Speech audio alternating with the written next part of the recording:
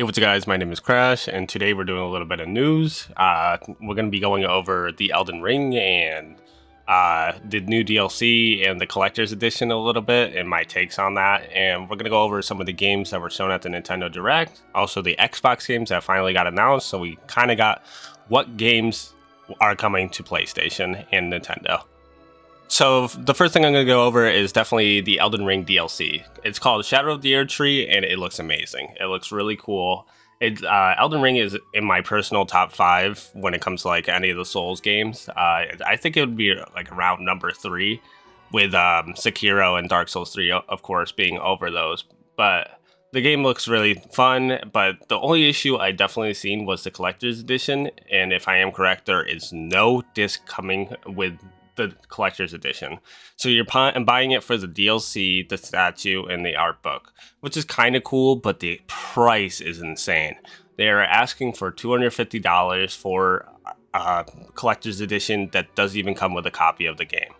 I'm definitely surprised about the pricing of this collector's edition. I'm definitely going to pass, and I'm guessing a lot of people are going to do as well, because the pricing is just insane. $250 for statue and an art book, and I guess you get the soundtrack and stuff, but is it really worth $250 if you can't even play the game? Mostly this should be for people that weren't able to or didn't pick up the original like game, and also people that want to come back and pick it up, but you don't get a steelbook or anything as well. So if you like the statue enough, I honestly don't know if the character is any good yet, so I am personally not going to pick it up, because if the character ends up sucking ass or the DLC ends up being terrible, I'm going to be very upset that I spent $250 on a character I don't even know that's any good.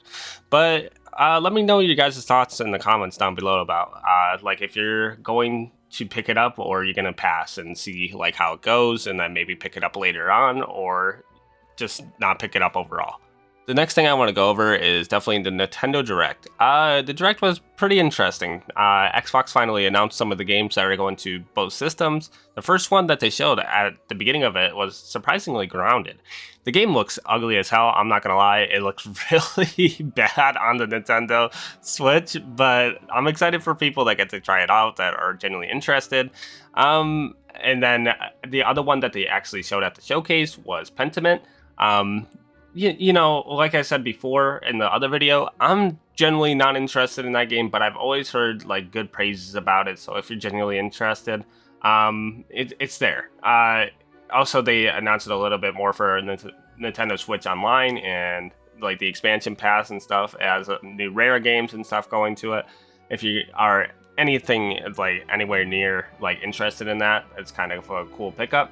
But here's the highlights, at least personally, without like Xbox like aside for me. I thought Kingdom Come Deliverance was an interesting one. I don't know how that's gonna run. I think it's gonna look terrible, or it's gonna like run terribly. I might be wrong though. But back when I played it, I just genuinely don't see how it can run on the Nintendo Switch, at least personally.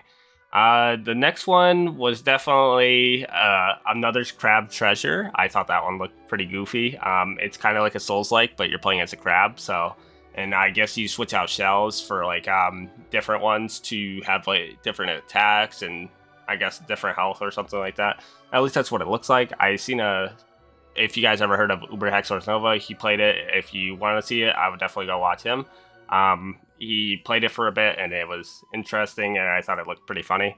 Aside from that, we got Super Monkey Ball. That's one of my buddy's favorites. He loves Monkey Ball, so when he heard about it, he was very excited until he seen it, but he said he's not really too interested in it, but that's just because he's an avid hater on like anything that's new to Monkey Ball.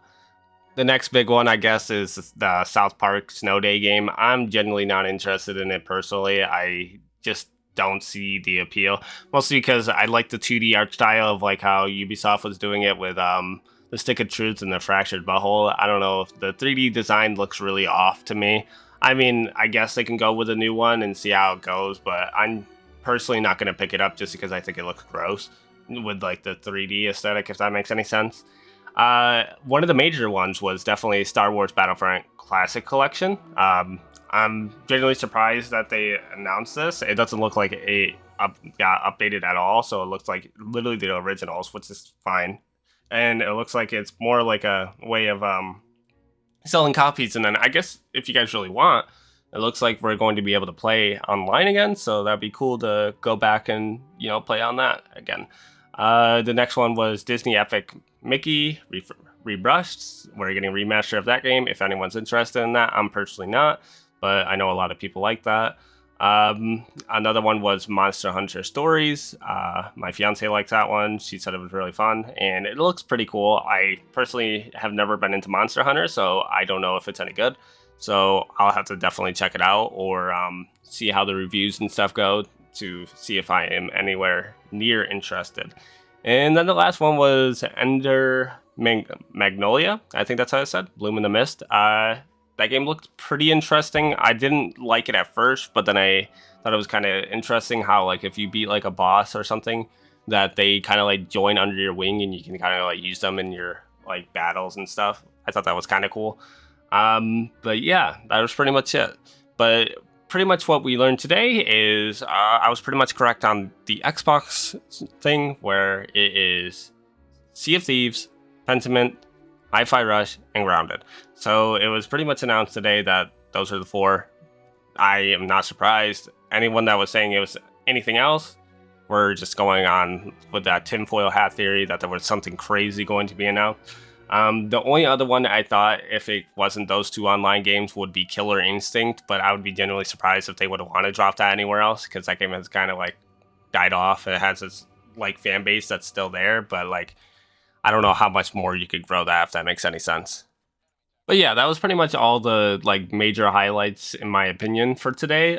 If you guys enjoyed the content, make sure to leave a like and a sub.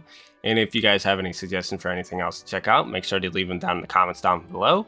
And I would love to hear you guys' thoughts on like how you guys feel about most of this stuff, like the Elden Ring situation, where like it looks like a cool DLC, but the collector's edition might be a little too much, or it's a good price maybe. If you guys want to give me like an idea of why, or like what's your thoughts on it. And same thing with the Nintendo games, like were there any that were noteworthy that I missed out on, or was everything kind of accurate? And same thing with the Xbox stuff, like are you guys happy or disappointed with what was shown, or which ones were like picked out, or like what's your guys' thoughts overall?